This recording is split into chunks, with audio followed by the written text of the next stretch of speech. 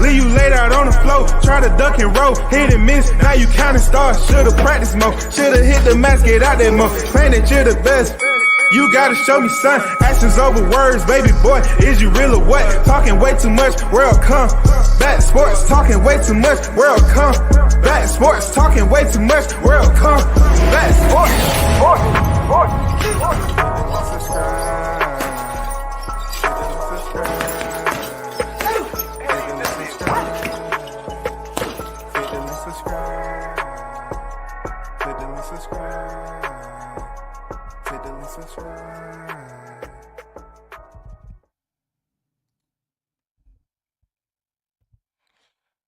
Big shout out to the hottest chat in the MFing game. A sound official.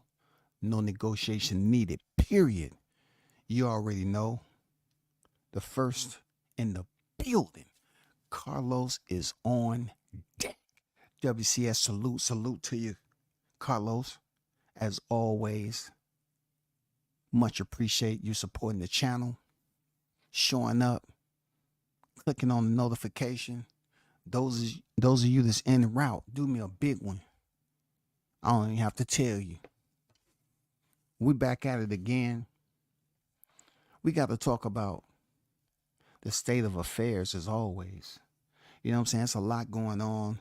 It's a lot of razor blades being, you know what I'm saying, swung. You know what I'm saying? It's a lot of people that's drawing blood out here in this boxing game. You know, we got some good news though. You know, we got some cards coming up. We have, you know, people who are just excited that you know, Haney lost. You got people believing that Ryan Garcia is all of a sudden this superstar fighter. You know what I'm saying? So they're basically mixing in all these ingredients, you know, of stupidity. And we're doing what boxing do. Playing around with the cap, trying to make magic out of it. You know, the hocus pocus of boxing. It never ceased to amaze me, man. Of recent events, you already know we had a big card coming up. For those of you that's been paying attention. June 15th, Houston. Many boxing fans was waiting for the return of Gervonta Tank Davis, undefeated 3-division world champion, a.k.a. El Chin Checker. He was supposed to return against Frank Martin, Errol Spence's prospect, or his fighter, so to speak. I don't want to call that man a prospect. Errol Spence's fighter out of Man Down Promotions is going to be the fighter that's across from the square. So we was looking forward to this. Also, we've been paying attention to Curmell Moton, a up-and-coming prospect that's under the tutelage of Floyd Mayweather.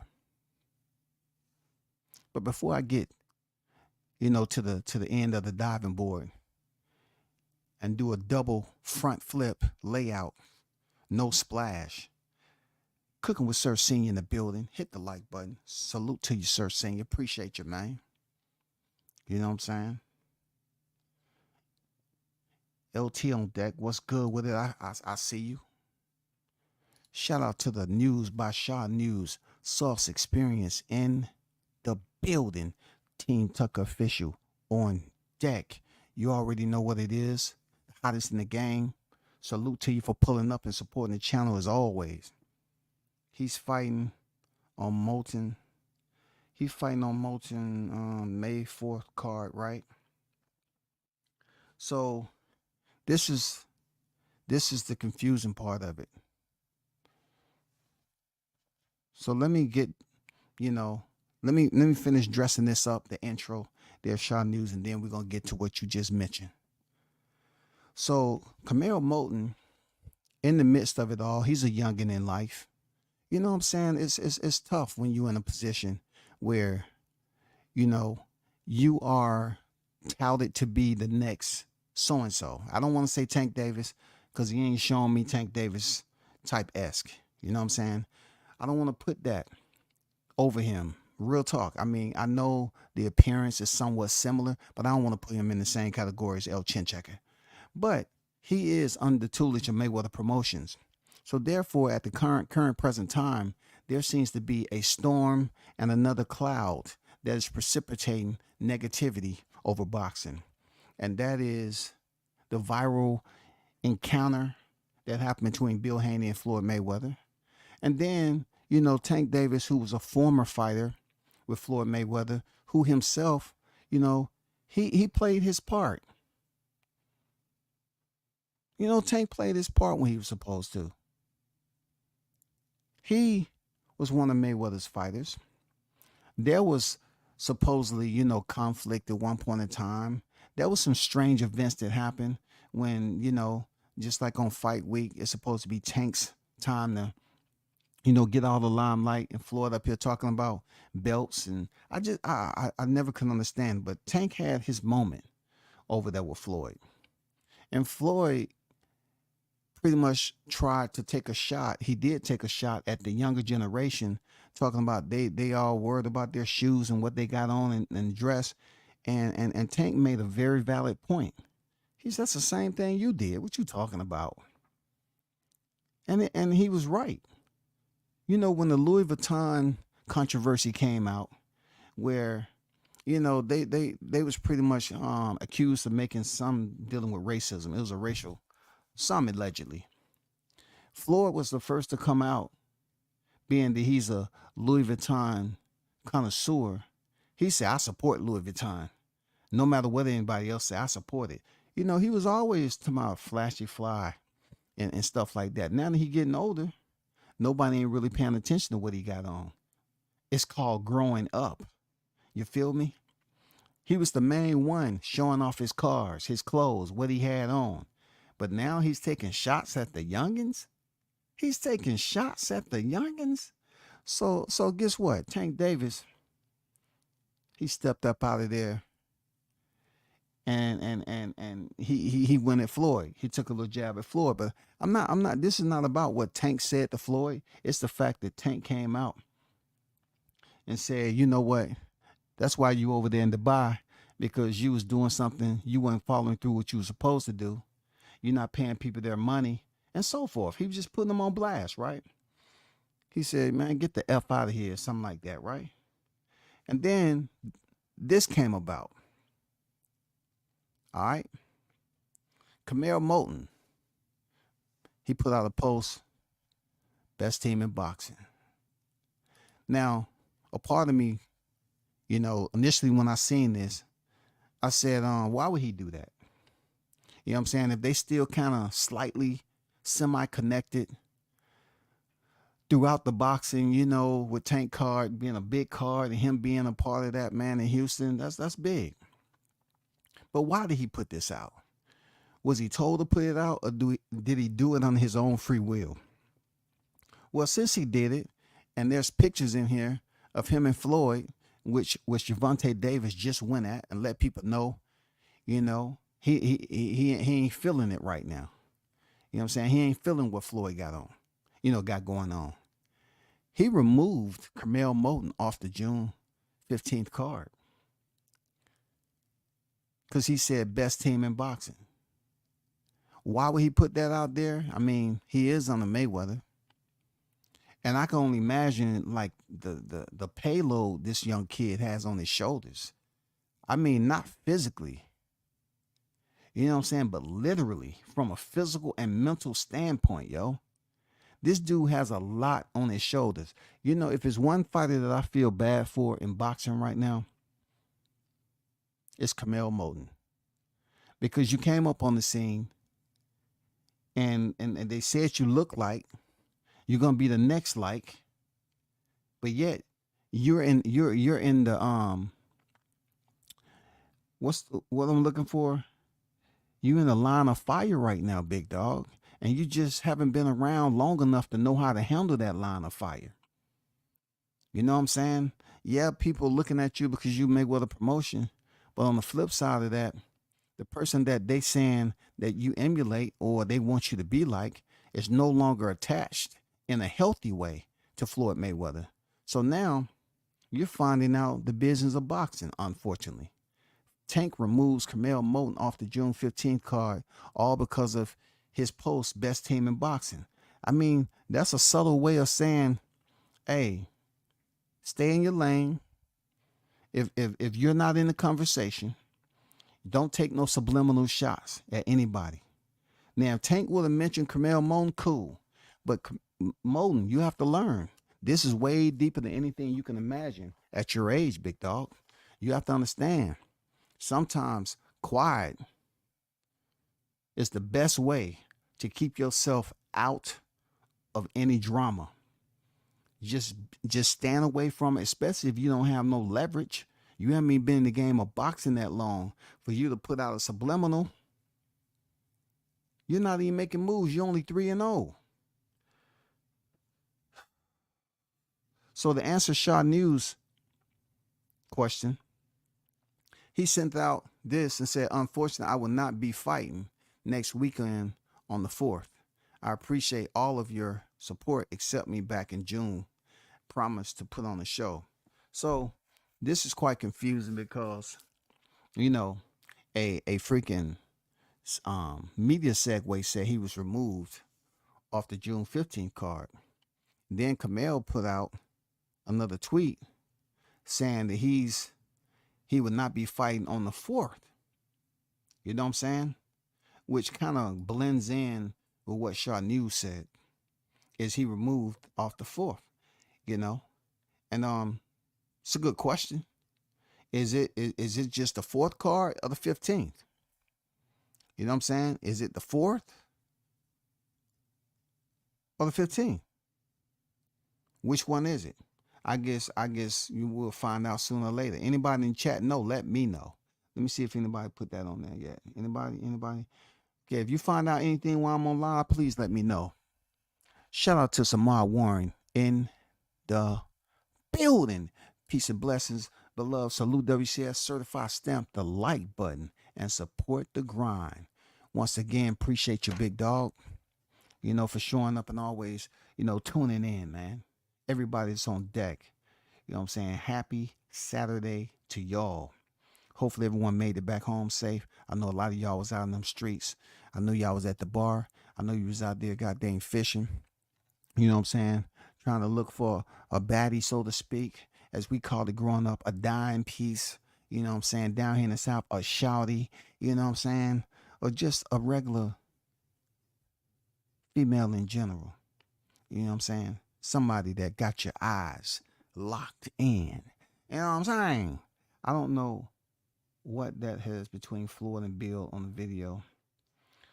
I don't know what that was. Oh, it was stupid. Floyd came up with HBO 24/7 just to show off his lifestyle. A little boxing mixed in with it. Yeah, I can agree with you on that. But he can't come out here in 2024 and try to label these youngins, which time has changed. The fashion is just crazy. You know how they talk about the culture and all that. You really don't know what's going on. You know what I'm saying? I mean, for what he did on HBO 24/7 and all of what him, showing off his mansion, showing off his cars, clothes and all that, he don't have no room to talk. He's coming off as a hater right now. He's coming off as a hater. Even if you are getting old and mature and you trying to pass that word out here, don't nobody want to hear that. Don't nobody want to hear it because you claim to make smart investments. Every time somebody say, oh, you got money, and you showing off and you bragging and you got watches that's supposed to be like 18 million, but yet you stuck in Dubai because you didn't pay the jeweler or something like that. Man, come on, bro. Man, come on, man. This is rich people problems, man. For real, dog. This is rich people problems. I saw something where Tank on social media was like, y'all gonna mess around and have me knock Floyd out. Hey, man, he gonna have to get past those bodyguards because Floyd don't really show up in public walking dolo solo. You know what I'm saying? He just don't walk dolo solo like that to get knocked out. I'm just saying. Looks like he was removed off the 4th as well. Well, there you go. Shaw News, just put it out there. So, so we had talked about this like with other fighters there, Shaw News before, how they being shelved, right? And I guess, each one teach one. I guess they learned what was going on over there underneath that umbra, and now that they're in a position where they can leverage that power, it seems like they're doing the same things that might have done to them. You know what I'm saying? Just out of spite. Mel, if he's taking off the fourth card and the 15th, now you're gonna starve him out over one tweet? How can somebody? I mean, who? How can this be, man? One thing is showing that Tank is no longer on the floor at Mayweather, for one, and then whatever arrangement or what the paperwork's saying, Tank is at a point right now where he's making that money on pay-per-view. So he has that leverage, whatever reason. But he's doing somewhat the same in what he witnessed over there. You know what I'm saying? He's delegating authority. And unfortunately, this young kid is caught up in the wrath of it all. For him to be removed off 2 cards, oh my God, man. Dang, the man's only 3-0 and you get punished like that just off one tweet. I don't get it, man. That is beyond timeout right there now. That's beyond timeout. That's basically saying, let this be a strict lesson to you. If you're not in this, and if that person tells you to get in it, you need to do everything to let that person know. I don't want to. No. I don't want to get. I don't want none of that. You remember last time I did it, I got removed off 2 cards. How? How, man? Now the good thing about it is that, let's just say he removed off the 4th. It's still time for him to get put back on the 15th, because, it will only make the card that that much better. And plus, you got Tank Davis freaking headlining it against Frank Martin. It's gonna be a nice card in Houston. So they have enough time to reconsider putting him back on the card. And I don't know, man. You never know how deep, the resentment is with these people, especially when it comes to money. And we all know what happened to Tank Davis back in the day. What Floyd did to him. I can understand why the man would be, he would have that animosity. I can understand, man, because it was messed up, man. To buy somebody something and then take it away, and then to prove a point to you and all that. Well, guess what? You got a fighter over there that looks, they say this, that reminds them of Tank. And Tank say, I'm going to remind you of me. And I'm going to show you. You know what I'm saying? We supposed to all have a bond over here at PBC on business levels, right? Not so much personal. And you're going to allow your fighter to take a shot? Did he talk to the chain of command? Did he go through the chain of command and put that out there? Or he just put it out here on his solo? I don't think he did, bro.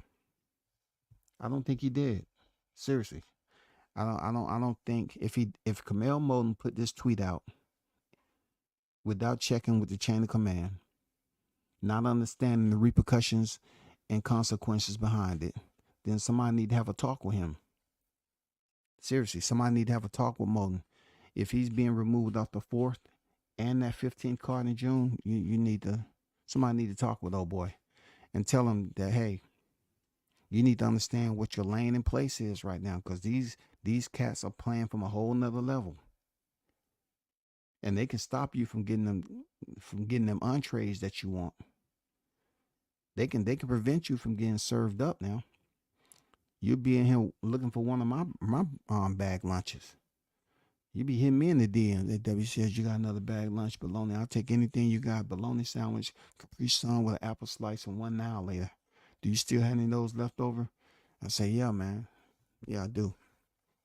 You know what I'm saying? I don't know if you should be taking it right now because it might make your stomach hurt. I don't care, man. I'm hungry. Appreciate that info, Shaw News. Appreciate you, man. Appreciate you. Floyd got like 7 dudes that are over 6'6", 300 pounds of security. Tank gonna need a tank. I mean, you know, Tank talk is stuff just like Floyd. You know what I'm saying? I mean, that's what he do. Tank hits you with the short, you know what I'm saying, hook to the body on tweets. He don't really go into detail. He just hit you with the short hook to the body, fold you over a little bit. That's it. That's it, man. That's what he does. My question is, does Tank have the power to remove a fighter from a card? I mean, Tank is technically PBC and Floyd basically a boss owner of PBC. How did Curmel get removed? Just curious. That's a good question. That's a very educated question. And if we know anything about the history of it, him being up underneath Floyd, per the paperwork, that's over. Now, as far as what you're talking about, the point to point, when it comes to the business, how the chain of command is drawn up, I did a live and said Floyd is one of the most powerful men in boxing. He does have power. You know what I'm saying? I stand on that. He does have power. It's who he has power with, you know, to a point. Because Tank is the headliner. Tank is at a point right now where them people can't come up there to Tank and say, oh, I'm taking you off the card. He's too big of a name now. Tank is at a point right now. I'm pretty sure of this. Tank is at a point right now where a Canelo Alvarez couldn't move Tank card from Vegas to Barclays. He couldn't move Tank card. He couldn't.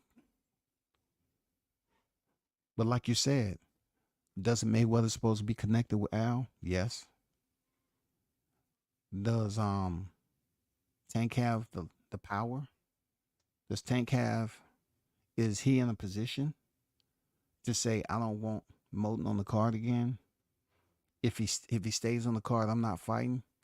Possibly, but I don't know if that is indeed true. You know, I'm pretty sure he can put it out there. Say, hey, you know, he took a shot at me.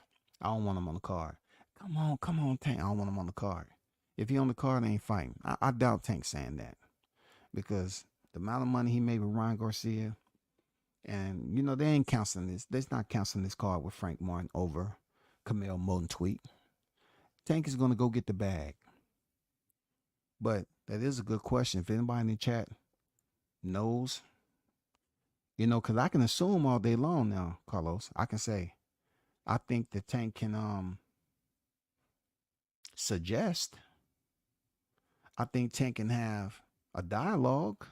I think Tank can voice his grievances. But is he at a point right now where he has stock? His position holds value enough to say, remove that fighter off the card. I don't know, to be honest with you. I'm just be, you know, I'm be honest. I don't know, Carlos. He's a 17-year-old kid. You're right, man. He's a youngin. And look, youngins have to know when to talk and when not to talk, man. Look, I understand that you should be forceful and speak up for yourself. I get it. But you're talking about being in a position where the person you sign with has a history with Gervonta Tank Davis. And a big part of that history, you wasn't around there, Moton. You wasn't around. You're trying to climb the ladder. And with climbing that ladder, you need assistance for somebody to hold it up. That's the only way you're going to climb. And, you know, Floyd might have fed you everything you want to hear. Hey, don't worry about it. I'm the man in boxing. Not so much. You hold status on certain part of boxing. But he, you know, Moton, he can't get over there and feel that that's just free space for him to just, you know, be outspoken and vociferous and say what he want to say whenever he chooses to be garrulous. You can't do that because if you know Tank and Floyd have a history and he's in control of that card, he's the main event. I'm pretty sure he can talk to the powers that be and say, I don't want him on the card. But I'm going to go out on a limb and say he's going to be put back on the 15th card. Real talk. This is why I say that. And y'all hit that like button. Shout out to the one and only. The GOAT is in the building. IOTBA. Boxing Talk is on deck. What's good with it? IO, salute to you, brother. Y'all definitely go check him out doing his thing with IOTBA Boxing Talk and also freaking the Spit Bucket Podcast, man. Check him out. Become a member. Support. You already know what it is. He loves the needle now.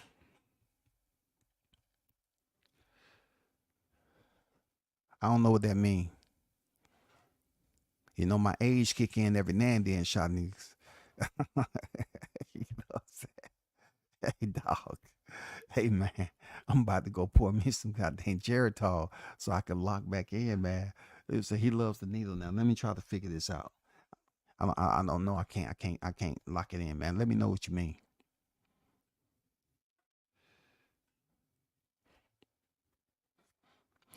This is what I was gonna say before I went to ILTBA, right?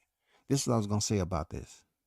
Okay, so you remember when I said that I don't know, once this situation happened with Ryan Garcia and Devin Haney, when they had that encounter, that meeting, and it seemed staged and premeditated and everything, it just seemed fake. I say from this point forward, they're gonna have to find something else in order to keep attention on that fight. Now that it's moved from Vegas to the Barclays in Brooklyn, right? Hold on. I said they're gonna have to find a way to figure this out. To continue to keep the buzz going, right? So now I'm looking at the Tank fight. Boxing has shown us time and time again that they love, either somebody get arrested or some drama take place for free promo to keep on this fight.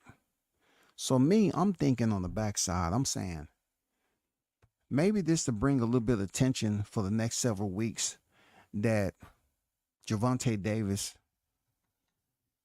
remove Curmell Moton, who is a very popular up and coming prospect, removed him off the card so people can talk about it like myself and many others. You know what I'm saying? Maybe that's it. Maybe that's it, because boxing is known to put on plays, man, to get free promo for fights. So we're about to go over here to May, right? And you got the whole month of May, right? And if you look at May has freaking 31 days in it. So of course you want people to pay attention and give you free promo on a fight card. What is good or bad? Because they say, any publicity is better than no publicity. So right now, Curmell Moton is the talk of the town. Him getting removed off the card, and it may be a stretch for me to say that. I might be reaching with rubber arms. You feel me? But this is crazy. Hold on for a second.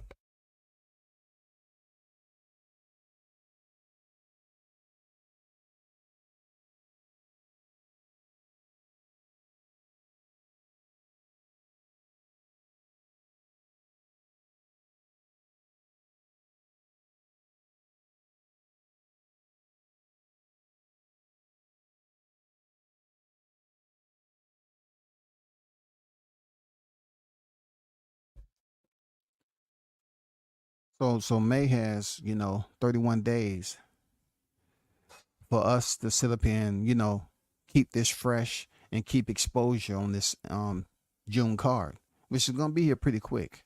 Real talk. Shout out to Martin King Boxing, man. With the $2 on the Christmas tree, lighting it up. I appreciate you in that freaking super chat. I appreciate you, that MKB, always supporting the channel, my brother. Salute to you. The Christmas tree is lighting up, and it's time for the holidays. You know what I'm saying? It's time for the holidays. We getting there, man. We getting there. For sure. Carlos say, I'm guessing They either move a preliminary fight to the active card or have a replacement for Mo's opponent for the fourth. It's possible. You might be spot on with that. Good insight, you know? But me, I'm looking at it like this. I don't know why he would be punished, but I do know why he would be punished. You know, you teach a lesson. Hold on for a second.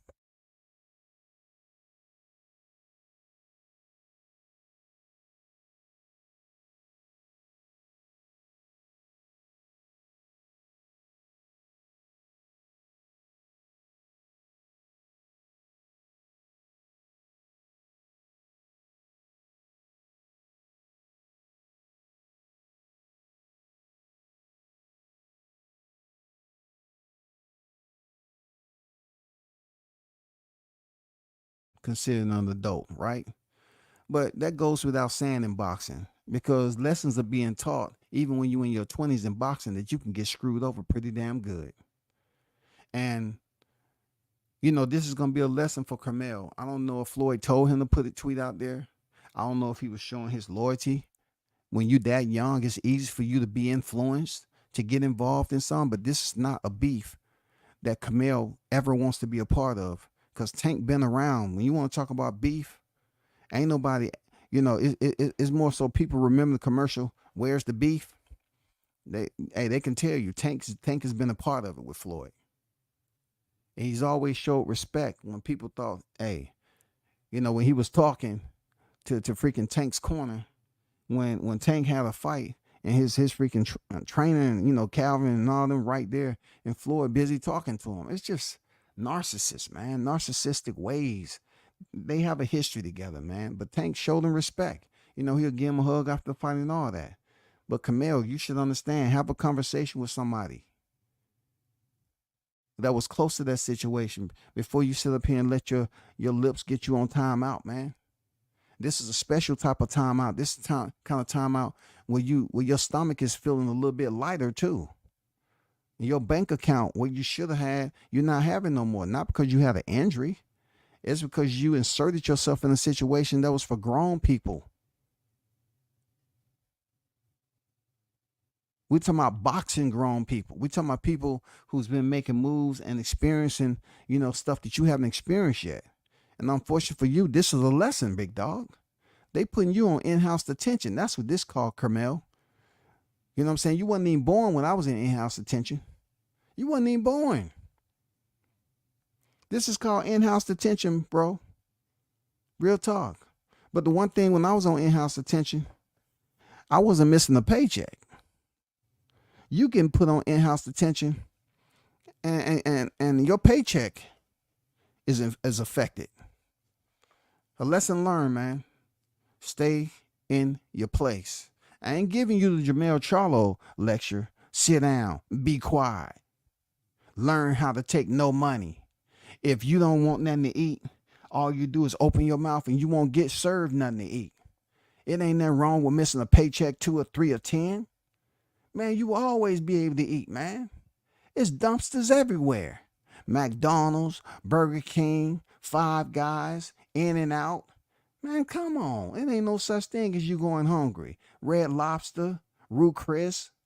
You know what I'm saying? Olive Garden, if you know you want some of that soup and some of that freaking what they call it, creamer, whatever.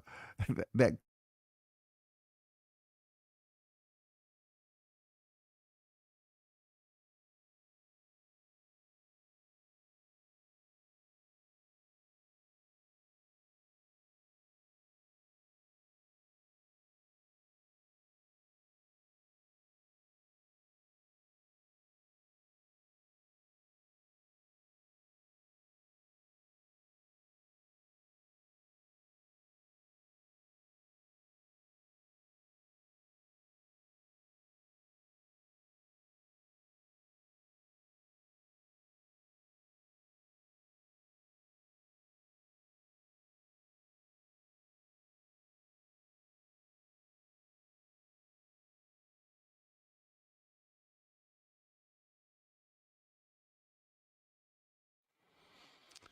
Let me get back to these chats.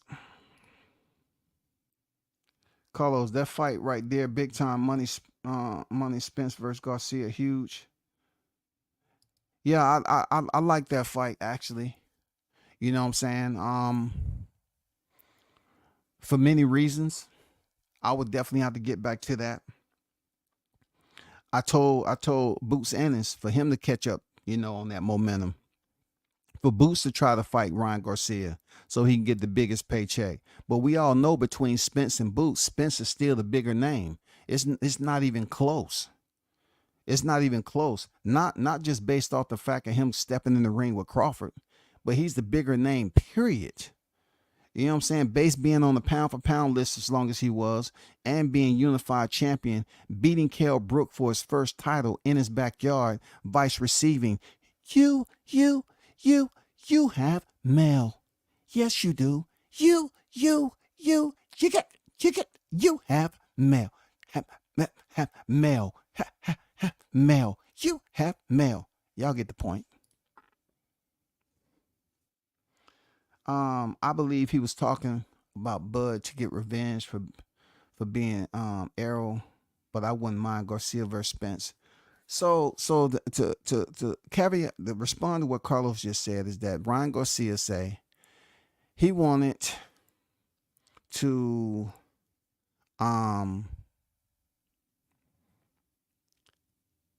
he said something to the extent that he wanted to. I could have sworn he said he wanted to fight. He did say he wanted to fight Errol Spence though. He did say he wanted to fight Errol Spence. I know he said something about Crawford, but a huge part of me is saying, you know what? There's some crazy people in the world, and Ryan has proved that he can act, but even his acting won't get anybody to believe he's gonna go in there and fight Crawford. So I can't spend too much time on it. I totally lost my train of thought. I could have sworn Ryan Garcia said he wanted to fight somebody to get revenge. He might have said Crawford, but come on.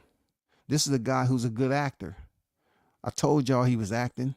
Dude's been to the silver screen already. He's been working on his acting skills. This dude is up here crying, emoting himself to cry on demand. The best thing you can do to win people over when you're a pretty boy like Ryan Garcia is start shedding tears on demand, y'all. And that's what Ryan Garcia has been known to do. Shed tears. He talking about they hate me because I'm pretty. No. The backstory plus Spence and James beefing. Ooh wee. Hey man. That might have been it, Al. No, that ain't it. God damn it. I was gonna say maybe he was talking about. Now,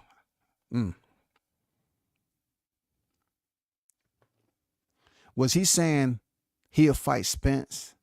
Yeah, that's what it was. Ryan Garcia said he'll fight Spence to get revenge for him not paying Derrick James. That's what he said. That's what he said. He was pretty much saying he'll fight Errol Spence because he didn't pay up. That'll be a fight, man. That set freaking. If they had it in the AT&T, that'll set that town on fire, man. Based off the momentum that he has coming off Devin Haney win, he's gonna go in there and get slaughtered. But it'll be good to see him, go in there and fight now. Now, if the same shit happened with Devin Haney, the same shit happened with Spence that happened with Devin Haney, and Ryan Garcia go in there. And that shit look all wicked and stupid and weird, and like it's extra cameras around from Hollywood, and this script being played out. Hey, I'll be in shock. You know what I'm saying? I will. I'll be in shock that he go in there and beat up Spence, but I don't see that happening. I don't see that happening at all, bro. Oh, really, Carlos? I got to see the video. I thought he said he wanted to beat Spence up. Yeah, that's what I thought. He said he wanted to beat Spence up because Spence didn't pay Diddy James his money. That's what it was. I'm pretty sure of that. Because he didn't pay Diddy James his money. So, Ryan Garcia's talking his trash right there. Right here, supposedly he got paid for him. He's bloviating the numbers up to $50 million for him. and 35 million for Devin. Huh? What? No. We talking pesos, amigo? Pesos? He got 35 pesos? I mean, how can Devin get 35 mil for that fight, bro? In Brooklyn. Who paid for that? Jeff didn't pay for it. Who paid for that? Turk Al-Sheikh behind the scenes?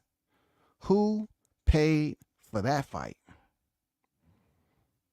Who paid for that? You trying to tell me 80 mil? 80 mil came out? Just because it's Ryan Garcia? Man, stop it. W says, I want Spence versus Garcia. What's your thoughts?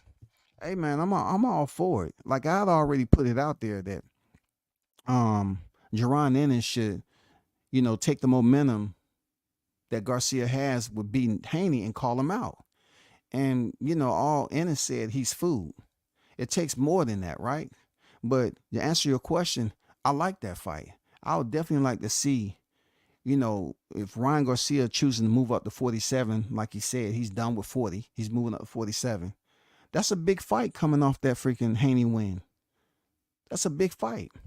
Even with Errol Spence not having a belt, that's still a big time fight.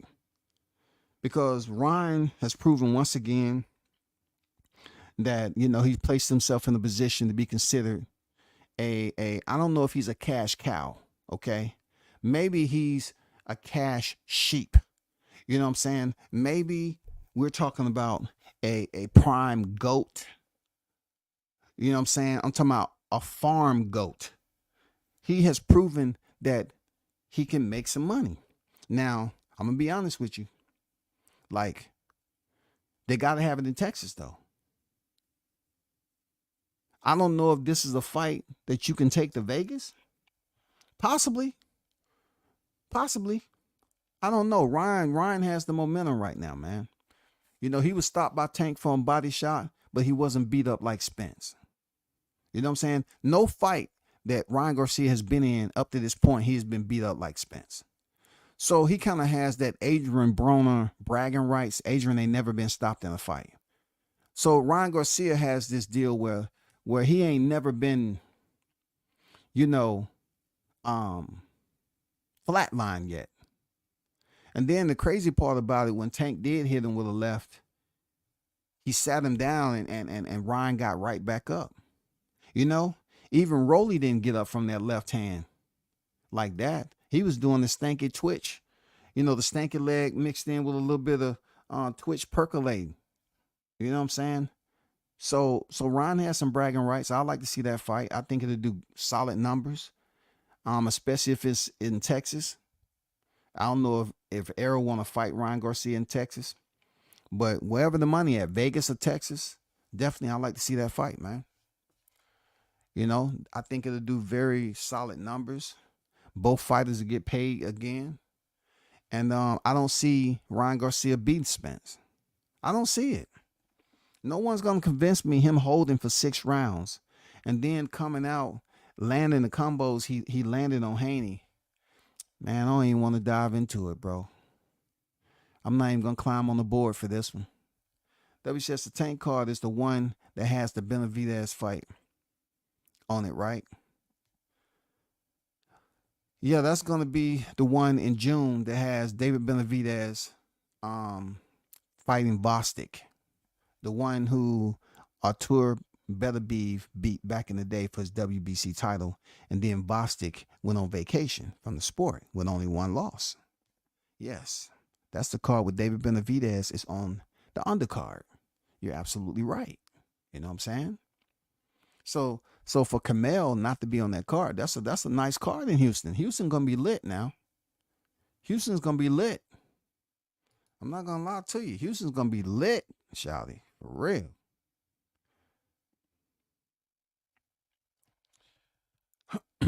Tank, shout out to Boxing Talk on Deck, man. Yep. Yes, sir. Shout out to MD Mills in the building. Tank ain't getting nobody removed from a car. He just chatting. I don't know about that, man. If he's the main event, I don't know. Tank is the pay-per-view guy. He's been making that money. You know, he's already been in there with Ryan Garcia. So I'm pretty sure at this point, Tank has some type of leverage and power. You know, he has some type of position to exert his authority, I believe. But also it is, like you said, it is kind of weird that just because he put out a tweet, the best team in boxing, let me go back to that. You know what I'm saying? That's just crazy, bro. Like, why do we always gotta punish each other to the fullest? He said best team in boxing and he gets punished. You know what I'm saying? He ain't look. That's what he believes. He put Floyd up in there. Now Tank probably felt some type of way because he probably saying, "Oh, you trying to come at me? You trying to take shots at me?" You know? Yeah, man. I think that fight is one to look for. You know what I'm saying? Yeah, for sure. I mean, I'm trying to lay off Boots. I'm happy he signed with freaking, with Eddie and all that. I'm happy, but he said he couldn't say no. He didn't say yes. But you didn't try to stop it either. You know what I'm saying? So it's definitely odd, right? When it comes to this boxing game, because Ryan Garcia hasn't really won a super title, right? Neither has Boots, but Boots in ownership of one.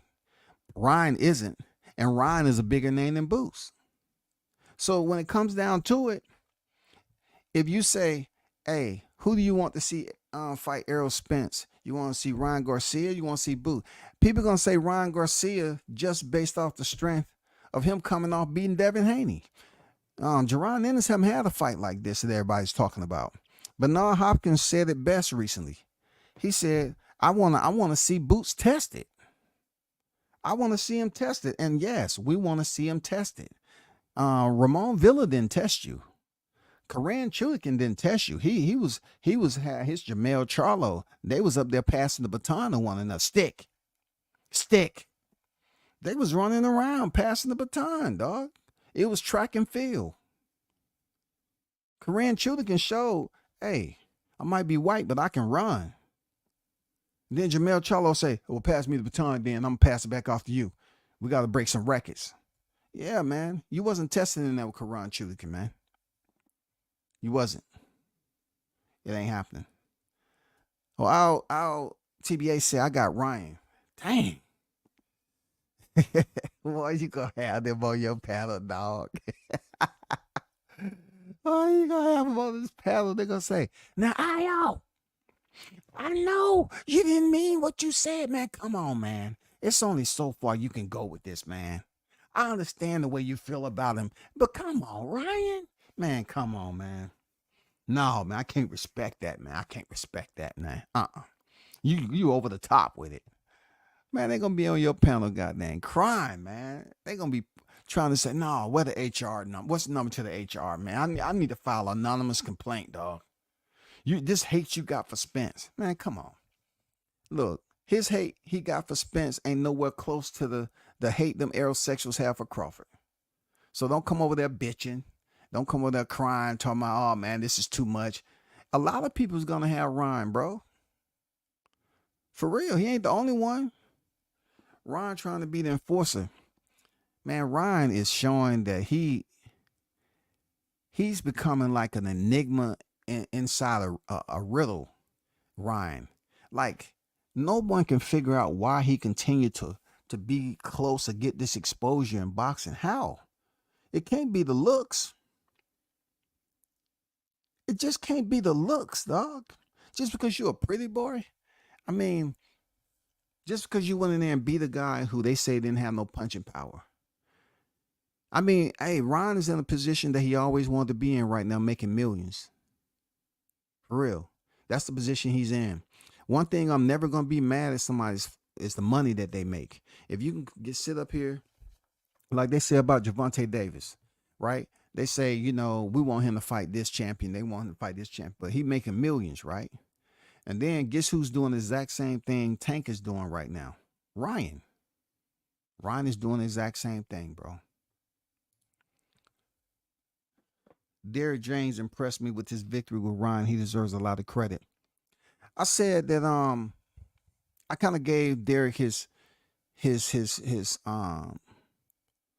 You know what I'm saying? His concierge package of compliments. It may have been one and a half or two compliments in there, but I gave him a concierge package. You know what I'm saying? And I said, I like how he pretty much maintained order in the corner. I like how he told Ryan Garcia in the 11th, head into the 12th. He said, hey, chill. You know, he was getting everybody to calm down. Don't let off of him. Don't let off of him. You know what I'm saying? Of course, Ryan went up there and let off, Devin. But he maintained order, man. Because Ryan's brother, for some reason, Ryan's brother was right there. And I didn't think he should be in that position. With a champion trainer. If it's your deal to pour water on your brother's head, then pour water on his head. You know what I'm saying? But keep your motherfucking lips shut. Because I'm the one he's paying. So, he was up there looking at James and looking at Ryan saying, no, you ain't talking, brother. You ain't talking. That's your brother. You will see him once the fight is over with. But besides that, I thought Diddy James maintained order and did what he had to do in that perspective. And I thought he was going 0-2. For real. I'm going to be honest. I thought this was going to be 0-1. I thought Devin was going to go in there and box Ryan's ears off. But there's a difference between earmuffs and the actual ears on your head. Earmuffs can fall off and you can get another pair. You know what I'm saying? I mean, seriously. Now you got Frank Martin in June. We got to see what happened with Frank Martin. Can Diddy James go in there and make some shake with Frank? I don't know, bro. I don't know. You know what I'm saying? That seems like the way I'm seeing Frank. He's up there with a wide stance, and he's planning on protecting himself at all costs. I'm pretty sure he's working on his defense. But everybody has this big question for Frank Martin. How's he going to respond to Gervonta Davis' power? How? Look, it's not like it's impossible to go the distance with Tank. He's, it's been twice that he went the distance. It just comes down to, like, I don't think the two fighters that he went distance with was black. I'm just going to be honest with you. Gamboa smelt the 12th round. Oh, the 12th round, amigo. Muchas gracias. I mean, 12th round, amigo. Bing, bing, bing. 3 uppercuts come and freaking, Gamboa's on the canvas getting counted out. I don't think the fighters that went the distance with Tank was black. I think that's for a reason. Let me double check now, but I'm pretty sure of it, goddamn it, because I'm petty like that, and I look for shit like that. I do. I ain't gonna lie. Let me go all the way back. No, this guy was from Mexico.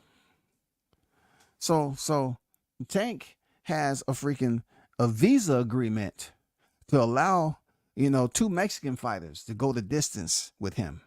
You know what I'm saying? With a gift card. I remember looking at this a while ago. I was just finding out different shit. Yeah, real talk. That whooping Crawford put on Spence, damaging WCS, plus the out of the ring shit, plus Spence going on 35. I don't know if he's still the same.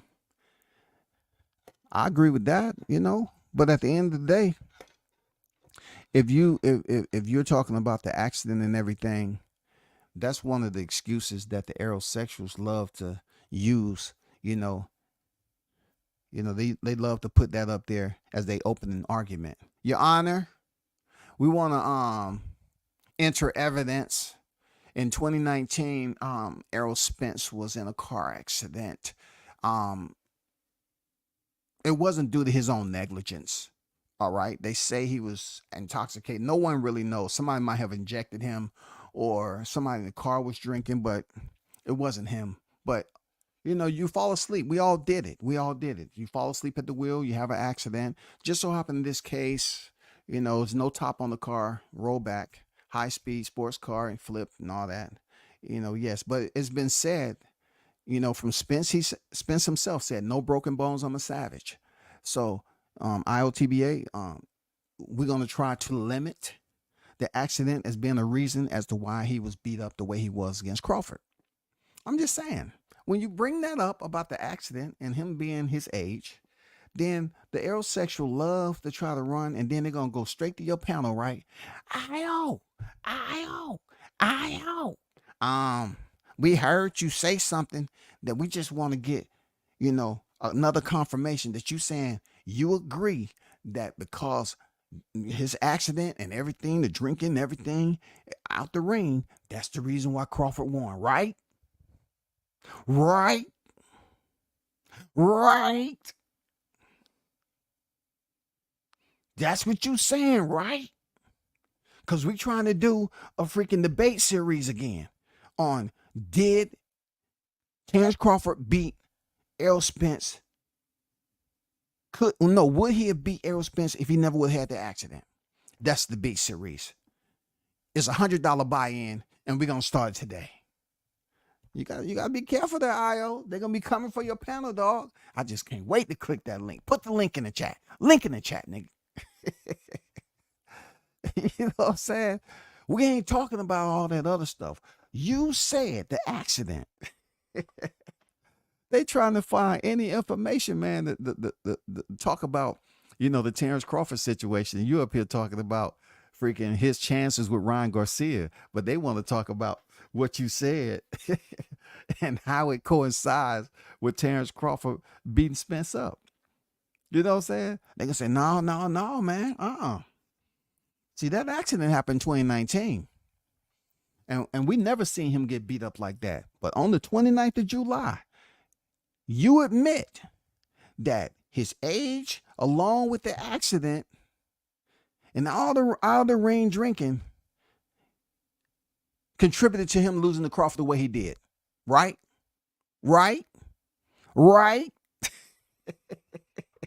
Is Tank numbers the same without Ryan? To be honest, I don't know if Tank numbers is the same. Now, it's according to what numbers you're talking about. The pay-per-view numbers, to me, are never accurate. Because people come out with these numbers and try to be the first one. I'm like, I don't get into the numbers because I really don't know where the numbers are coming from. It's no real source. Let's just say, for instance, Copybox. Even Copybox, man, they kind of give you some numbers that you just really can't co-sign on. You can't check the box. But people go off of them because it's Copybox. Okay, cool. But with these pay-per-view numbers, I don't know, bro. Because I say this all the time, right? I say, okay, when it comes to Turk Al-Sheikh putting on these cards, and you have pay-per-view, nobody talks about the numbers.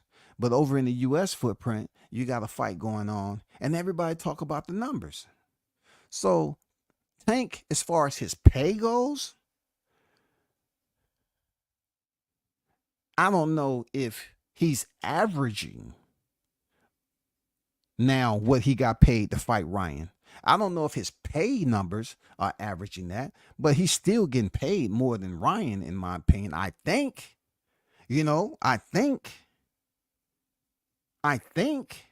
But to say, is he getting the same numbers to say, fighting Frank Martin that he got for Ryan Garcia?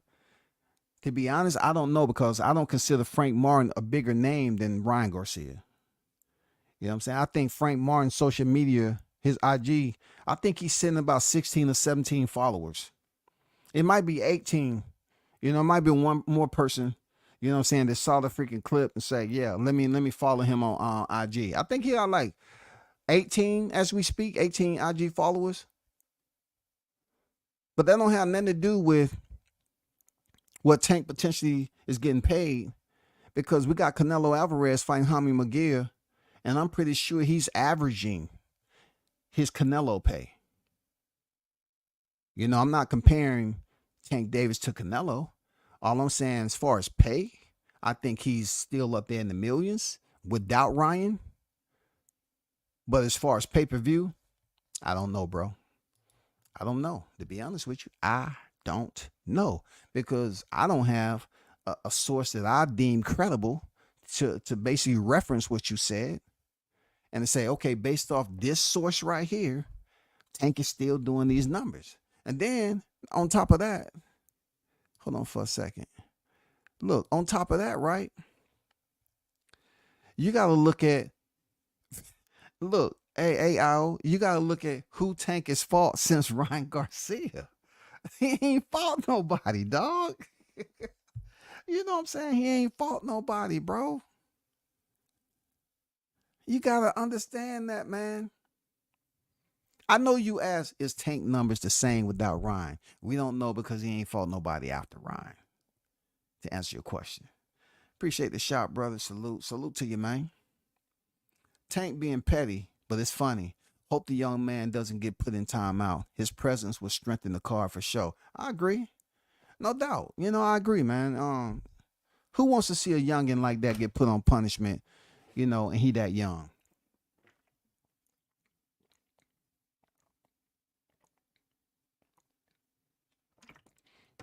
Who wants to see that? I don't.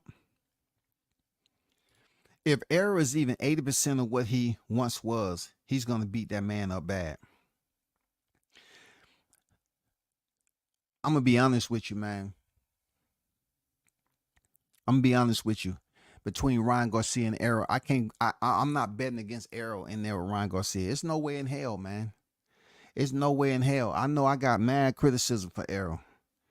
But if I'm looking at it from a pure boxing sense now, whether I'm in a freaking, you know, an accredited college for the sweet science of boxing or a freaking special ed class, nobody's going to convince me that based off what he did to Haney, I compare Haney to a Terrence Crawford, and I expect Ryan Garcia to go in here based off what Terrence Crawford did to Errol Spence and somehow compare Devin Haney to a freaking Bud Crawford, which is going to carry over for Ryan Garcia to go in there and beat Spence.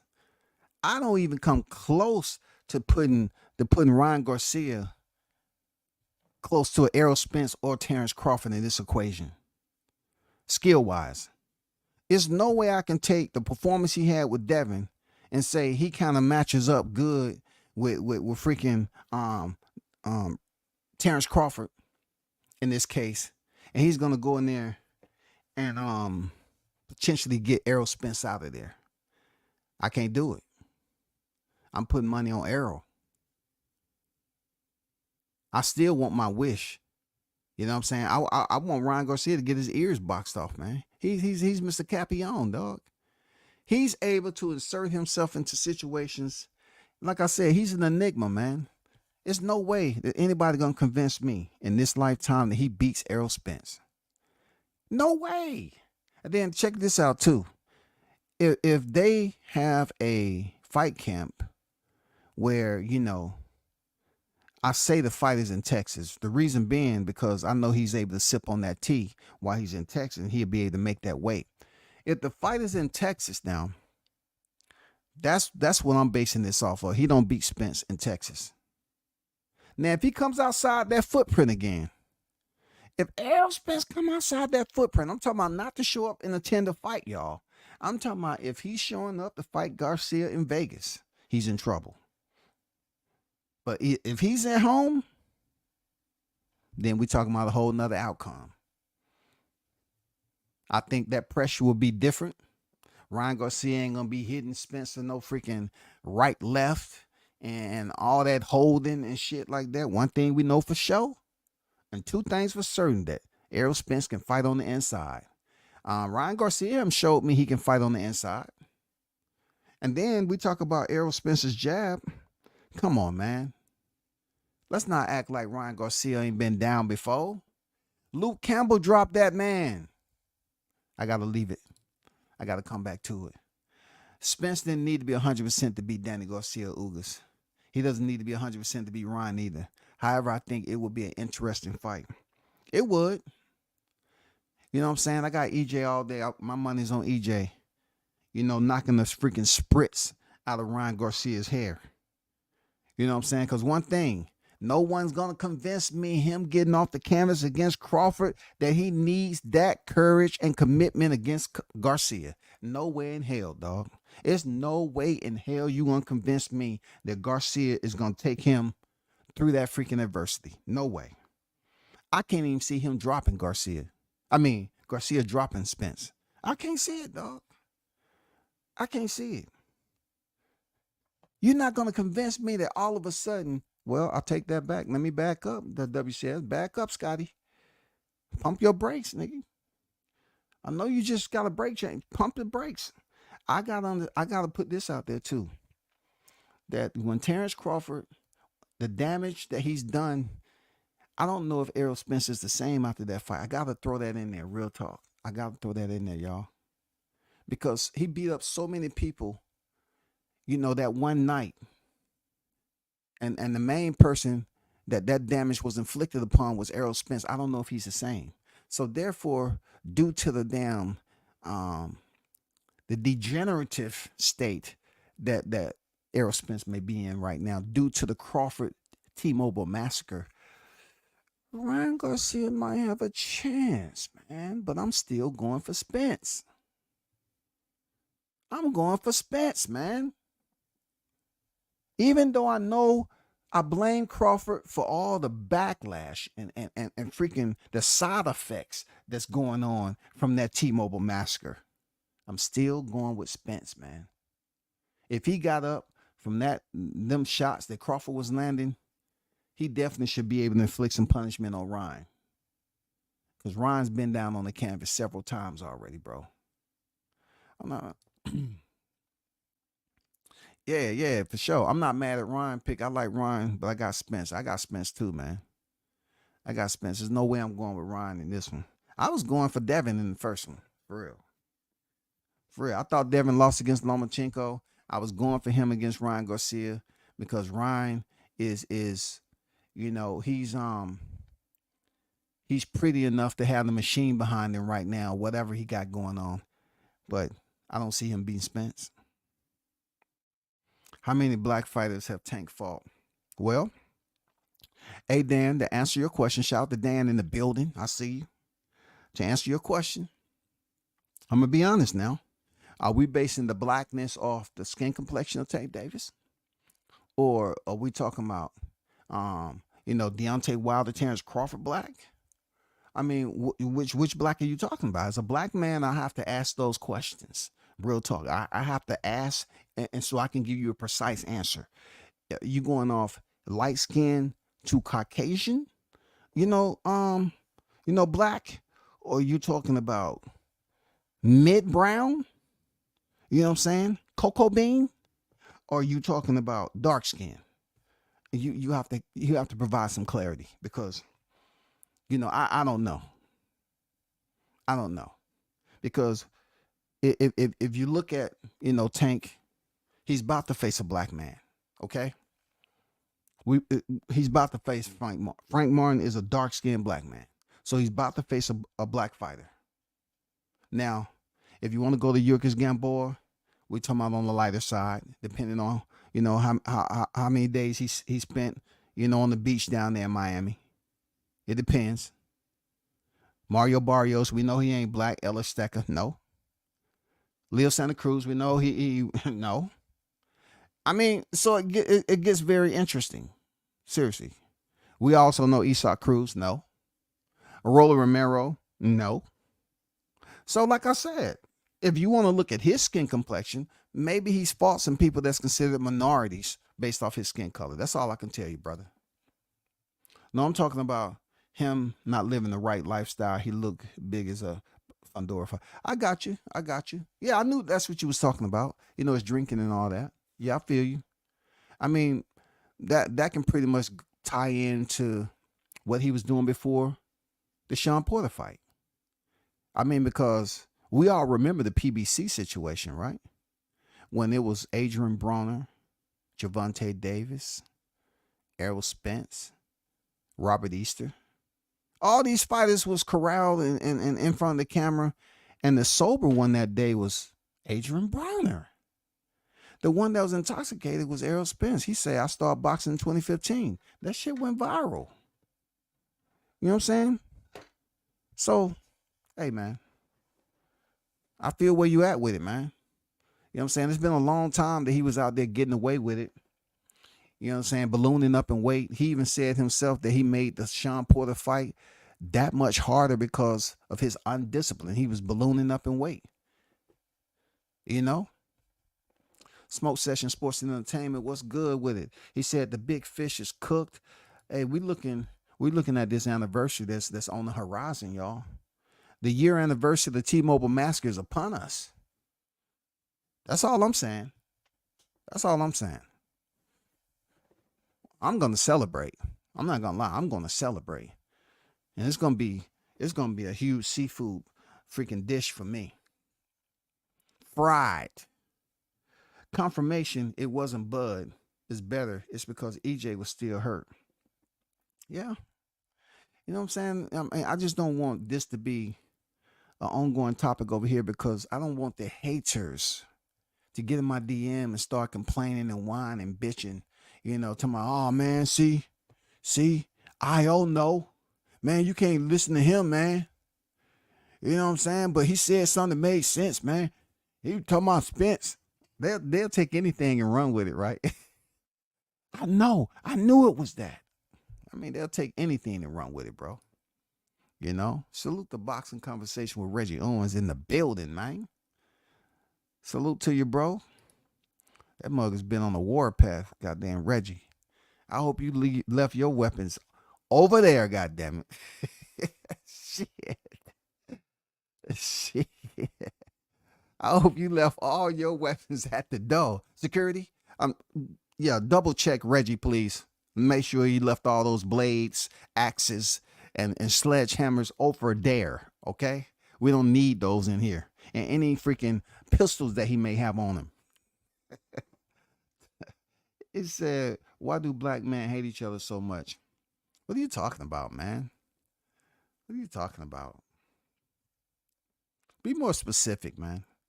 I'll entertain you for a little bit. Be more specific on black men. I agree. I had Loma slightly winning that fight against Haney too, but I don't call it a robbery because I honestly think it could have went either way. I'm cool with Loma win, Haney win, or draw. Yeah, I just thought Loma did enough to win that fight. I didn't really hype on it like you said because it was a close fight. It wasn't like it was some knockdowns to go off of, or it was some suspenseful moments in there like we had in the freaking Haney fight with Garcia. It wasn't that. It was just each round, you know what I'm saying, back and forth exchanges. At least Loma didn't wait to the back end of the fight to spin it up like he did Tio. At least he went in there and fought from the beginning. You know what I'm saying? At least that was what happened. That's all I can say on that. At least that was what happened. Let me remove this because we're gonna wish the best for Curmel, for real. But man, it's good people are talking about the Ryan Garcia hype train. You know what I'm saying? Real talk, because people saying that Devin was all hype. I don't believe it. I don't believe it, bro. Because check this out. Y'all have to understand one thing, man. I'm willing to go there. Right? Y'all know I support Tio. You know what I'm saying, right? He's one of the fighters I like. You know, even though I understand he gets reckless, with his words sometimes. But check this out though. They saying that Devin Haney was a hype job. Right? They said that what got him there was just being there at the right time, right moment against a marginal opponent. And most of it talking about Cambosis. I can't say that because I was critical of Devin's resume, but you have to look at Tio. Most of the people that was on here, right? Most of the people that was on the YTC when that Lomachenko fight happened, they was going for Lomachenko. I was going for Tio. Tio beat Lomachenko. You know what I'm saying? So therefore, he put that to bed. Devin wanted to fight, couldn't get the fight. And then all of a sudden, Tio had to fight his mandatory or drop the IBF and fight Devin. You know, for whatever reason, he chose to say, okay, I'm going to fight Cambozo. So they went to purse bid, and then that shit expired after delays.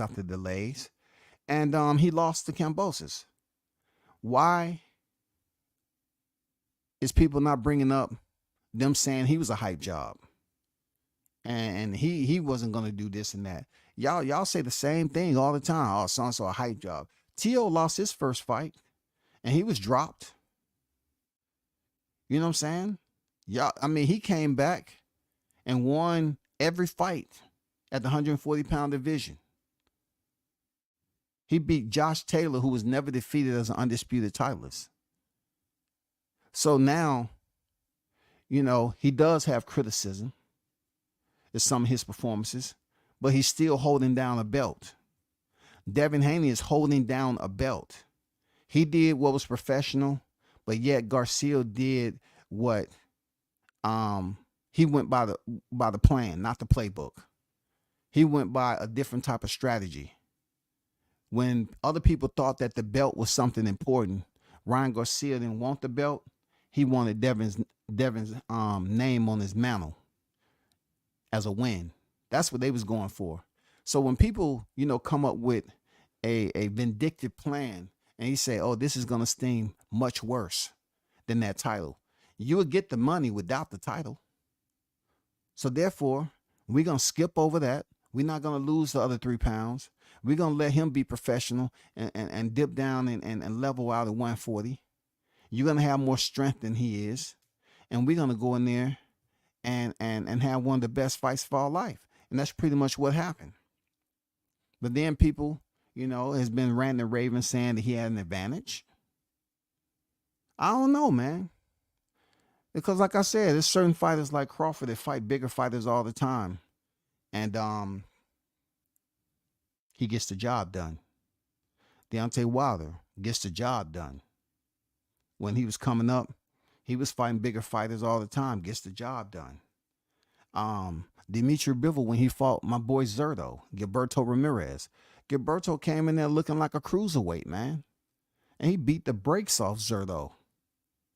He beat the brakes off. Look, he beat up Zerto worse than he did Canelo. Canelo wouldn't allow himself to get beat up. But Zerto, who was undefeated at super middleweight, over 40 plus professional wins, moved up to 175 and got the brakes beat off of him by freaking Dimitri Bivol. And he was bigger than him, man. He was a bigger fighter. Look at Brian Mendoza. Even though Sebastian Fundora wasn't so-called bigger in stature, and you know his overall presence and everything, he was taller, and he ended up getting knocked out cold. I mean, you have individuals that have passed the test, man. That's why I don't say Devin Haney's a hype job just because of one loss. Look at Jess Bam Rodriguez, moves up 2 divisions, defeats Carlos Kudras, and then went in there and defeated Suor Rungvisai. I mean, that's 2 divisions, then drop back down and pick up a belt and then unify with Sonny. Man, come on, bro. Come on, man. Bro, this is nothing new, man. We've had boxers who move up and handle the challenge, man, with bigger fighters.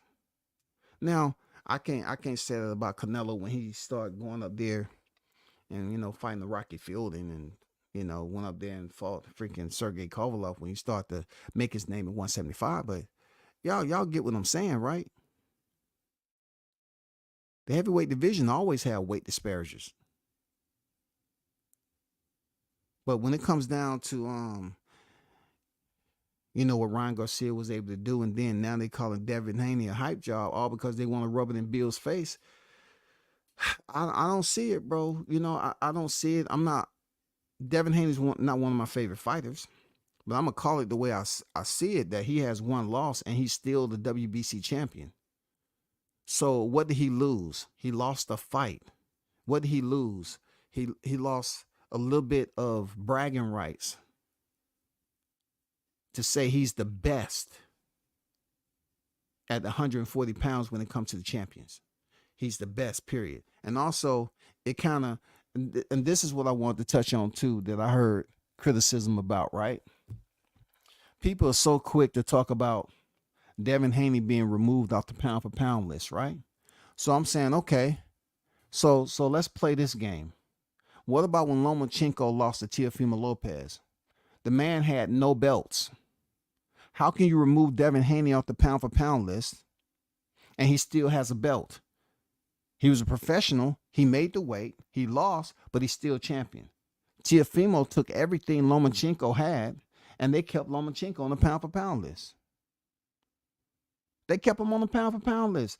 This man has been squatting just because of popularity, just because his boy Alexander Usyk, is up there. They didn't remove him right away. So it can't be a belt that you're saying to move him off the pound for pound list. It has to be something more.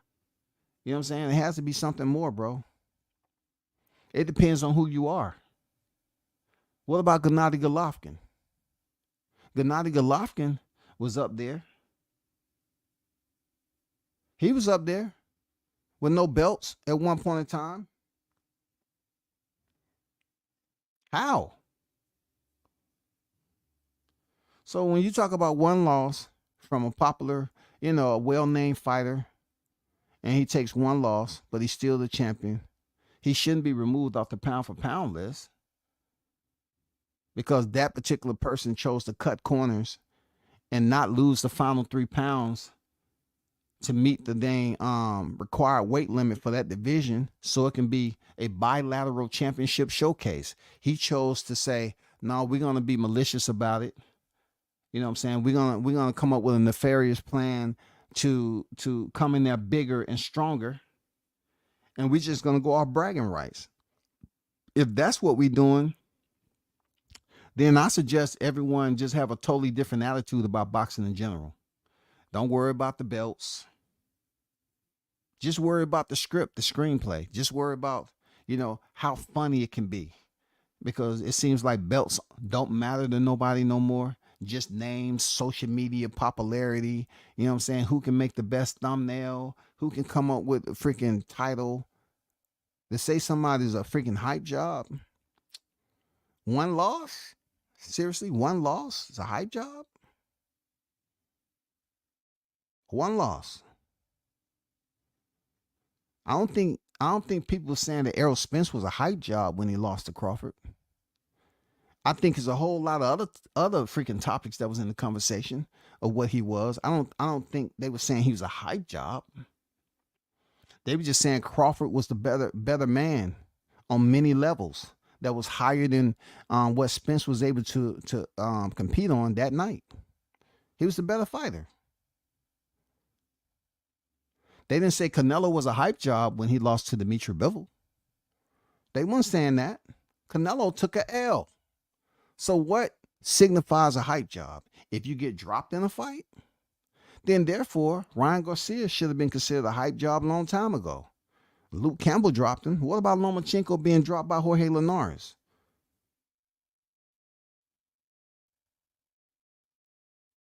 Was Lomachenko considered a hype job when he went in there against Orlando Salido?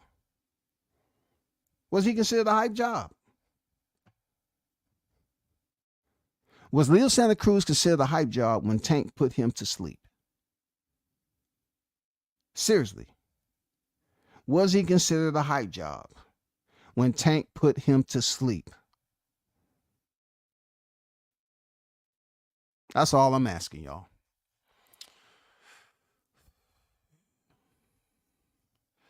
People don't like to hear logic. They're fanatics and act fanatical in regards to their favorite fighter. That's all that's a question I ask myself. Like, how can you consider a fighter a hype job off one loss? Now, I've been through the storm. Deontay Wilder. I remember when they were saying that Deontay Wilder was mentally broken. He was done based off one loss that happened February 2020. One freaking loss. Everything that they ever wanted from Deontay Wilder happened. They wanted him to lose because they felt that he didn't have the skills to compete on that level. But yet, they're boxing fanatics, right? And the sweet sign consists of the awkward fighter to the well-skilled and technically sound fighter, right? But everybody up to that point, he's knocking them out, knocking them down. But he takes one loss to Tyson Fury, which was a towel being thrown in the ring, and they say, he's done, he's over. He was all hype. Now he fought Tyson Fury. He was never anything to begin with. But you know, WCS always put it out there. If he was nothing leading up to that fight with Tyson Fury, why did Tyson Fury get so much recognition for picking up the WBC belt from Deontay Wilder? Why was he placed as a co-op fighter of the year with Teofimo Lopez? If Deontay Wilder was never nothing, you have to ask yourself about the prejudice when it comes to this. How can you reward somebody when they beat a fighter that never considered to have the best skills to begin with? Just ask yourself that, bro. That's all. Just ask yourself, man. It's not difficult. Just ask yourself. I don't even like Haney like that, but he's not a fraud. That's going too far. Like you said, he just got chin checked like Linares showed us will eventually happen. Yeah, you know, we have to combine the two, that boxing talk, right? We have to combine when Linares dropped and sat down Lomachenko in the 6th round, sat him on his ass, right? Linares didn't set Devin Haney down in the 10th round. He hurt him, but he didn't set him down. He sat Lomachenko down. Ready, see. Left hand, left knee, right hand, right knee, head nod straight to the front, mouth shut. Yes, sir. That's what Lomachenko was doing when he was getting that count. But he landed that on Devin, and Devin didn't go down. People were saying that man was chinny based off Linares. Just like they said Crawford was chinny based off Gamboa and Green Machine. So when Devin started hitting the canvas, yep, there it goes, people. There it is right there now. Look at him. I told you he didn't have no chin. This chin talk, I swear to you, dog, this shit ain't gonna never have no freaking law and order to it. You know what I'm saying? It's never gonna have consistency because boxing is a sport that's internal to a system. The system has no authoritative control, no headquarters. It's no one running the asylum. It's just you can come and go as you please. You know what I'm saying? Boxing is wild. It's a wild, wild sport. So you're going to have narratives that's being pushed about whether somebody have a chin or don't. If somebody get dropped, let's just say, let's go to, what would be a good example? I don't want to use Deontay Wilder, Tyson Fury. You know what I'm saying? Even though both of them, you know, have multiple knockdowns, you know what I'm saying? It's not gonna hit the spot. Let's say what's a good fight where they was praising Baranchik and Cepeda? You know, Baranchik and Cepeda both would hit the canvas, and people was praising them like, "Oh my God, fight of the year!" No one was saying they was a hype job. No one was saying it was a hype job. They were saying, "Oh my God, they went at it toe to toe." No one was saying that either fighter was a hype job when the winner was announced. I'm just saying, no one was saying it was a hype job, bro. That just wasn't the way it was going down. When Jarrett Hurd was beat up by J-Rock, how many of y'all was saying Jarrett Hurd was a freaking hype job just because J-Rock, who was stopped by, drumroll, Jamal Charlo, that carried forward to erase everything that they was criticizing J-Rock for when he defeated Jarrett Hurd. On that night, he looked sharp, super sharp. But they didn't call Jarrett Hurd a hype job. That was his first loss. But look, when J-Rock was knocked out by Charlo, the way he was knocked out, yeah, they was calling him a hype job. They was saying, "Oh man, he was never nothing to begin with." And then when he beat Jarrett Hurd, he said, "We gotta stop, you know, riding fighters off just because they get one loss. You know, we still here, this, that, and the other." And then he goes in there and fight freaking Jason Rosario and gets stopped. I mean, Hey, hey, knockouts are real, y'all. You know what I'm saying? Hey, some fighter, they get some fighters get the nod, they get the therapeutic exemption, and some fighters don't. Erickson Lubin, he couldn't get the therapeutic exemption. When Jamel Charlo knocked him out, he didn't get the therapeutic exemption just because he was trying to get up and his soul was trying to get up and he couldn't get up. It's the visual that leaves people in awe. He hasn't even really been able to cover from that. Like he earned back a little bit of his appraising value when he knocked down freaking Sebastian Fundora. You feel me? He earned back a little bit, y'all. But I'm still missing out on that one. Still missing out on that one. I can't use the bladder flare situation with Alexis Roach. I can't do. I'm trying to. It's one. It's right there on that one loss. It's right there. Who was I gonna use for an example? God damn it. Let's see. It was so close too, man. One person. It definitely wasn't Chris Colbert. Now, if you want to use an example for a capital H, a capital rest of the word, Y, you know what I'm saying? P, P, P, P, P, P, P, Papa, Papa, P, P, P, E, J, O, B, B, B, B, B, B. That might be a name that you do that. But I can't even remember who I was gonna say that had that one loss. You know what I'm saying? They didn't even call Canelo. Just think about it. Canelo was a young lion that had cinnamon hair going in there against Floyd Mayweather, and he took that L, got clinicked. Were they calling Canelo Alvarez back in the day a hype job? Were they calling him a hype job? Were they calling Gennady Golovkin a hype job when Canelo defeated him in a rematch? Was they consider calling him a hype job based off his one loss? Somebody who's going to be a future Hall of Famer? I think you get the point. I think you get the point. Hey, hit that like button for me. I appreciate it. One loss to then considered best in Tyson Fury. How can anybody be trash or a fraud by losing to the best and only the best at that time? Good question.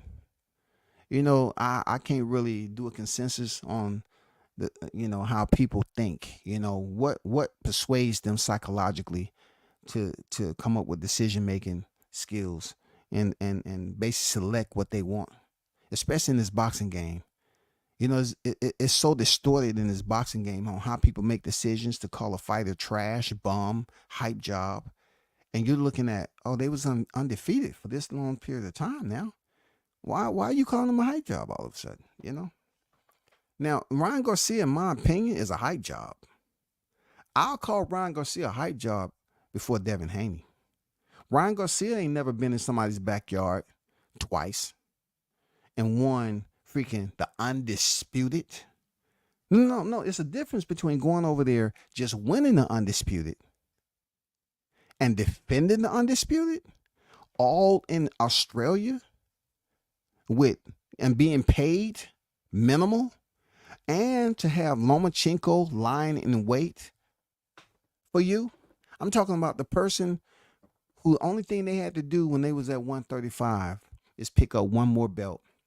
And Lomachenko could have been undisputed instead of being up there crying because he didn't freaking beat Devin Haney. Talking about, I always want to promise my son I'll be undisputed. Well, you had one more belt to get. That's it. Why did you go the franchise, bro? All you had to do is keep the WBC and fight for the IBF. You chose not to. Then you want to come back and fight Devin Haney because you thought he was an easy target. And you was getting older too. You got double the miles on your body from standing in the Olympics 2 tours. And you up there crying because you can't get undisputed. Ryan Garcia ain't never did what Devin Haney did when he had to go over there and fight Cambozo in Australia twice. Man, y'all wrong for that. I criticize him about his resume, but when y'all want to talk about hype job, Ryan Garcia is a freaking hype job now. Until he fights somebody, make the weight class, make the weight limit, no catch weights, and fight for a championship and win a championship at that weight division. He's a hype job, bro. Whether y'all like it or not. This man came in and say, "Oh man, I'm gonna play a game. Look, I'm gonna tell you to play." Ryan knows it wouldn't have benefited him except bragging rights to become champion at WBC. He know he wanted rematching Devin. He would have won the title if he chose to lose the pounds. He would have won the title and then moved out because he couldn't go back and then freaking make the weight again. Because this was the same guy, y'all. Remember, he was up there bitching and complaining, talking about, well, Tank got me losing all this weight and put the rehydration clause in here, and he's late for the presser. It's just unprofessional. But yet, when the fight was over and they removed Tank's glove from the right rib cage of Ryan Garcia, what was he saying?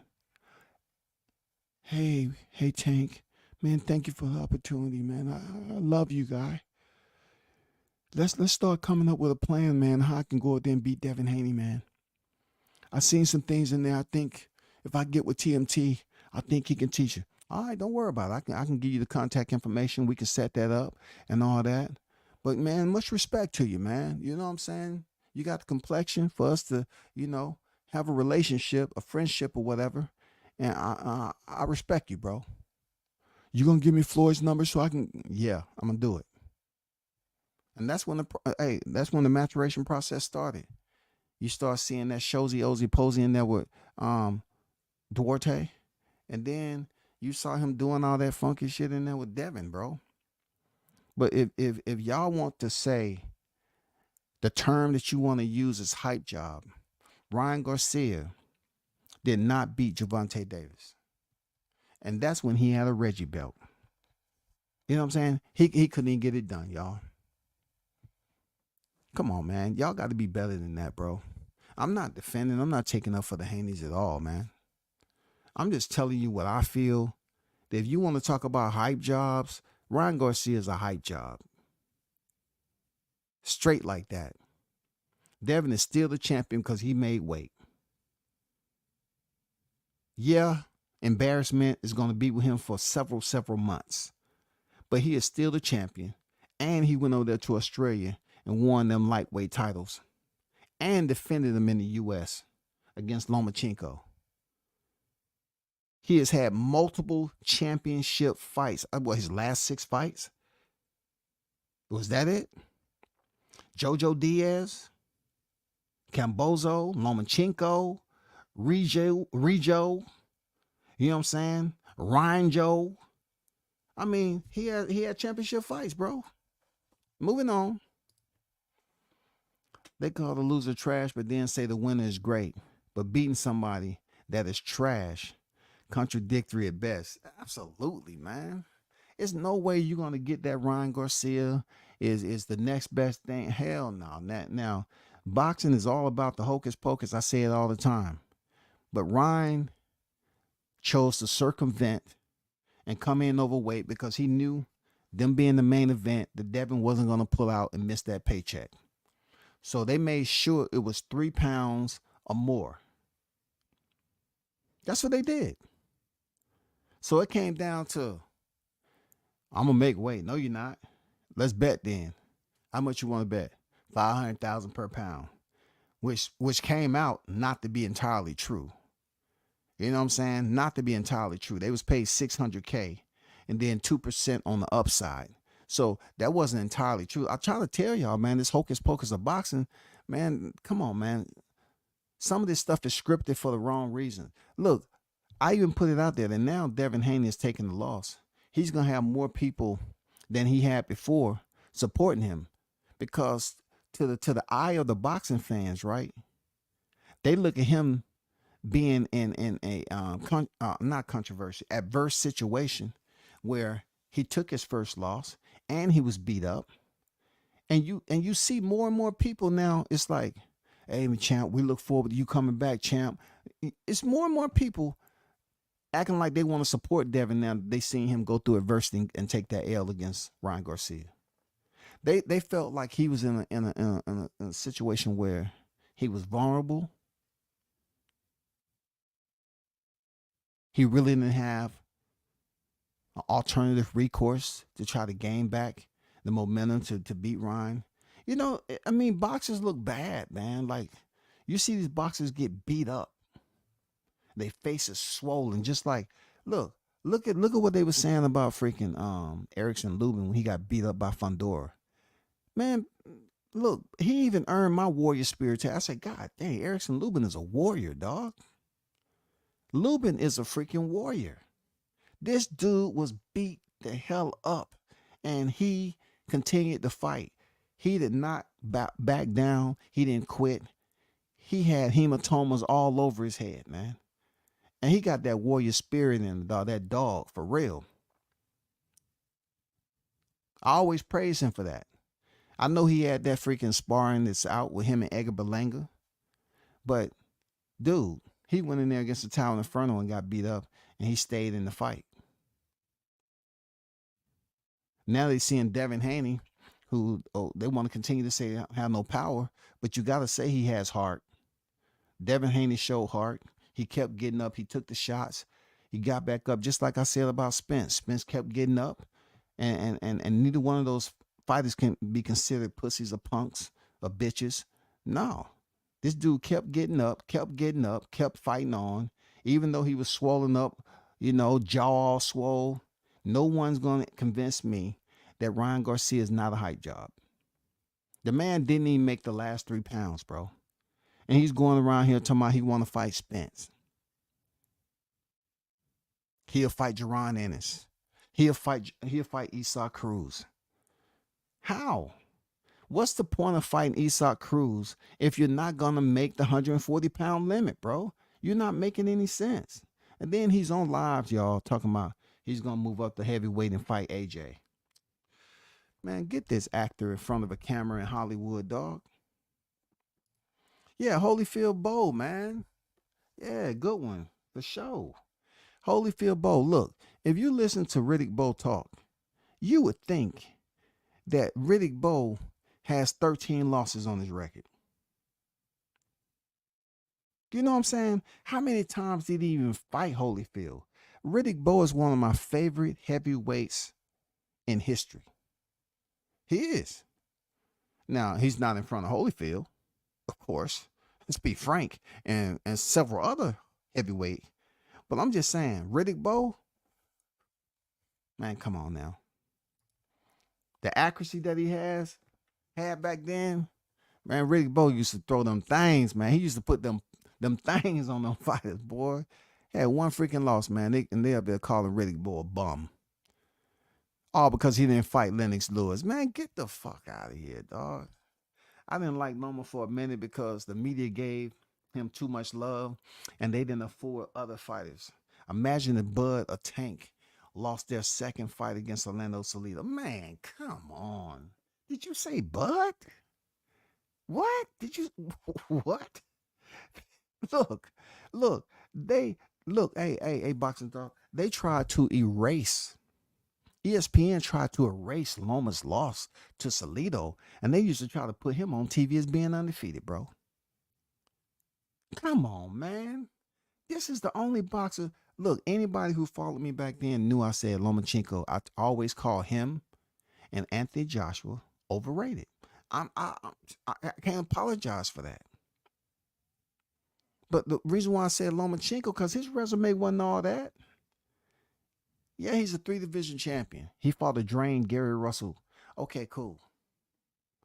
But look, and another reason I didn't quite have that ultimate respect for Loma, because he fought in the World Series of Boxing, World Boxing Series, and he didn't even want his professional fights recorded until he actually chose and selected. Everything was perfect. Everything's perfect. Everything's good. The entry is cool. It's all cleared out. The red carpet is there. Okay, we're going for our championship, our second professional fight. But yet you got a freaking hard-nosed Mexican, Orlando Salido, say, nope, I already know. I already heard. No puto. No, no pendejo. Mm-mm. Mm-mm. You're not doing it with my name. Not my name. No, no say. Orlando Salido said, you ain't making no name off me. Talking about in your second professional fight, you beat Orlando Salido. Orlando said, I show you headbutt. I show you dirty tactics. I show you who I am. Orlando wasn't playing, dog. They would get no love if they lost to an Orlando Salido caliber fighter. No disrespect to Salido, good champ fighter, but not the best. Yeah, for sure. But he was a rough, rugged dude, man. Look, they got the word what Lomachenko was trying to do. Lomachenko was fighting. He had like a total of like 8 professional fights in the World Boxing Series, and he didn't want none recorded until they decide to get him into the professional ranks. You know what I'm saying? I'm all about, using penalty kicks too now. Sometimes I entertain the BS and sometimes I won't. Yeah, man. Bro, what is the word?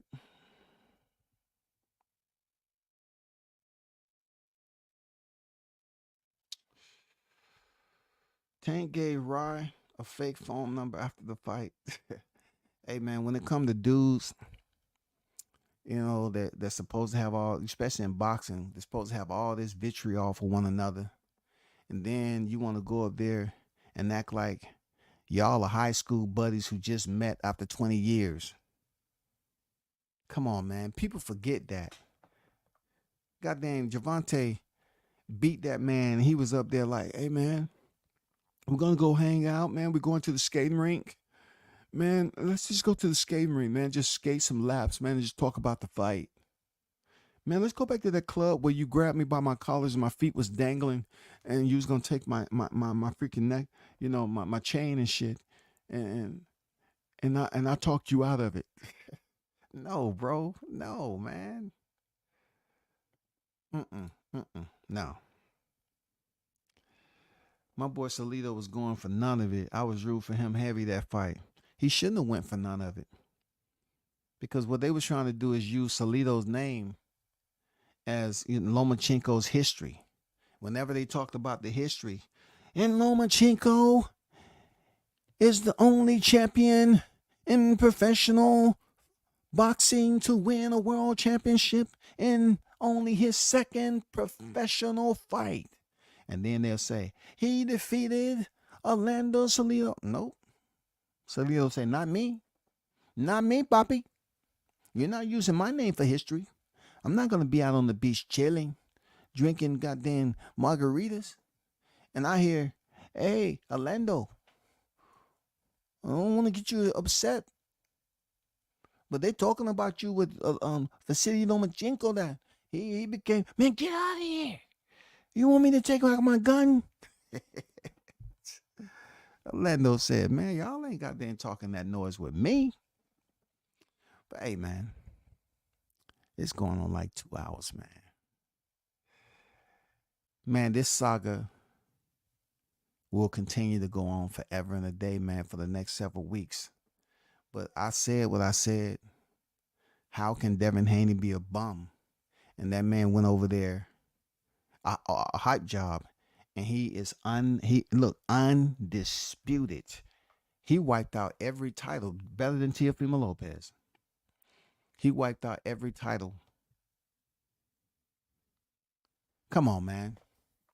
He fought twice, man, in Australia, and then defended it twice, defended his titles twice. Teofimo Lopez never defended his undisputed titles, man. Even though the franchise belt was there, he never defended them. He was defeated by George Cambozo. Devin defended his titles twice. How can he be a hype job? I'm just saying, man. It doesn't take anything that's technically, you have to goddamn hire a team, to troubleshoot the servers and everything, webmasters. No. This is simple. The hype job is Ryan Garcia. If this man is saying that he can fight at a catch weight with Javante, lose, then fight at 143 against Duarte, win, then come in at 143 again to fight for a supposedly title shot. Everybody should have seen this coming against Devin Haney. Comes in overweight but wins the fight. What is he trying to do? Just get paid? Y'all better pay attention. Y'all better pay attention, bro. But hey, I'm out. Shout out to the hottest chat in the MF game. Appreciate y'all pulling up. Make sure you hit that LIKE.